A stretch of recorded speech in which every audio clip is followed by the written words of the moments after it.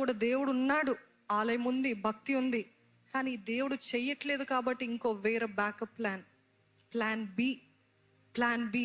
దేవుడికి ఎంత అసహ్యత పుట్టిందంటే మనిషి పట్ల, అప్పుడు శత్రువులను అనుమతించాడంట. వర్తమానాలు పంపించాడా లేదా దేవుడు? వార్నింగ్స్ ఇచ్చాడా లేదా?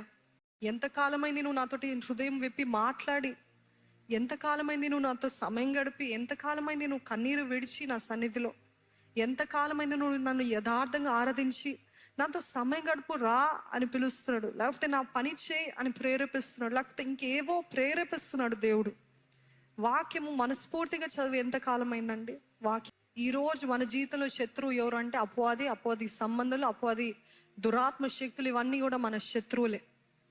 శత్రువులు మన జీవితంలో ఇలాగ అల్లకల్లోల పరిస్థితులు మనల్ని ముంచేస్తున్నాడు ఎవరు అని అంటే అపవాది. ఎందుకంటే కొన్నిసార్లు దేవుడు అనుమతిస్తాడు. వారి పాపము, వారి మూర్ఖత, వారి మూఢత్వం నుండి విడిపించబడతారు. ఈ శత్రువులు ఒక్క దెబ్బ కొట్టారనుకో, అప్పుడు ప్రభువా అని నా పాదాలు ఏర్పడతారు. అవునా కాదా? మన జీవితాల్లో కూడా ఎప్పుడైనా ఒక్క దెబ్బ కొట్టాడనుకో అపవాది, అప్పుడు వస్తామండి ఆలయానికి పరిగెత్తుకుని పరుగులు.